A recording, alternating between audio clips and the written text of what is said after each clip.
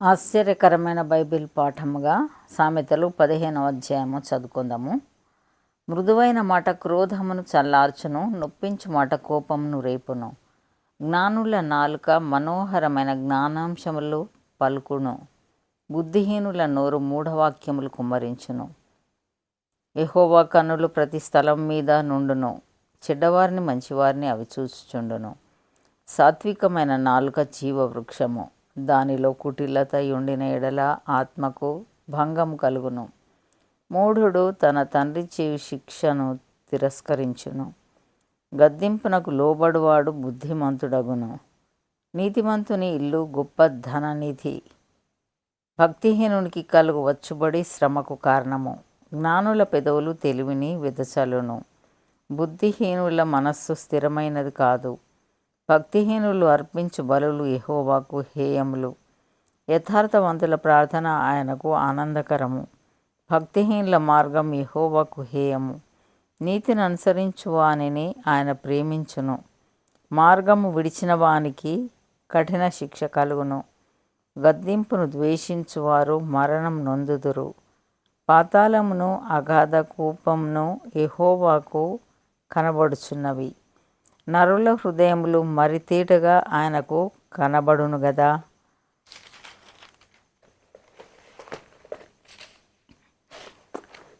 అపహాసకుడు తను గద్దించు వానిని ప్రేమించడు, వాడు జ్ఞానుల యొద్దకు వెళ్ళడు. సంతోష హృదయము ముఖమునకు తేటనిచ్చును, మనోదుఃఖం వలన ఆత్మ నలిగిపోవును. బుద్ధిమంతుని మనస్సు జ్ఞానం వెతుకును, బుద్ధిహీనులు మూఢత్వము భుజించెదరు.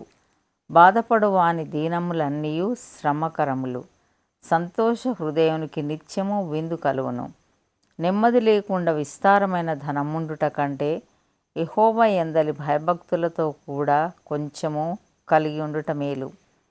పగవాని ఇంట క్రొవ్విన ఎద్దు మాంసము తినుట కంటే ప్రేమగల చోట ఆకుకూరల భోజనము తినుట మేలు.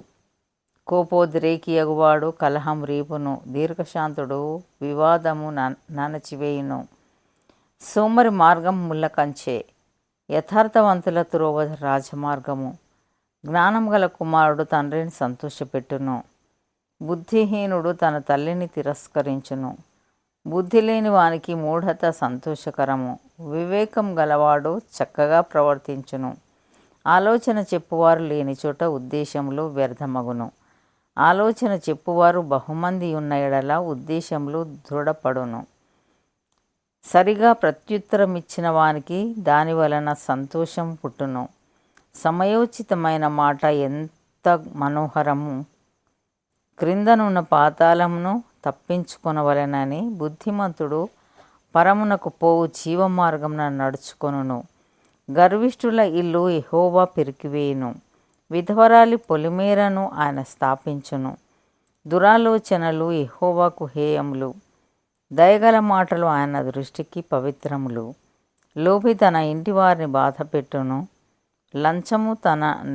లంచమును అసహ్యించుకొనువాడు బ్రతుకును. నీతిమంతుని మనస్సు యుక్తమైన ప్రత్యుత్తరమిచ్చుటకు ప్రయత్నించును, భక్తిహీనుల నోరు చెడ్డ మాటలు కుమ్మరించును. భక్తిహీనులకు యెహోవా దూరస్థుడు, నీతిమంతుల ప్రార్థన ఆయన అంగీకరించును. కన్నుల ప్రకాశము చూచుట హృదయమునకు సంతోషకరము, మంచి సమాచారము ఎముకలకు పుష్టి ఇచ్చును. జీవార్థమైన ఉపదేశమును అంగీకరించువానికి జ్ఞానుల సహవాసం లభించును. శిక్ష నొంద నొల్లని వాడు తన ప్రాణమును తృణీకరించును, గద్దింపును వినువాడు వివేకియగును. యెహోవా యందు భయభక్తులు కలిగి ఉండుట జ్ఞానాభ్యాసమునకు సాధనము, ఘనతకు ముందు వినయముండును. ఇంతటితో ఈ దినం కొరకైన బైబిల్ పాఠము సరి.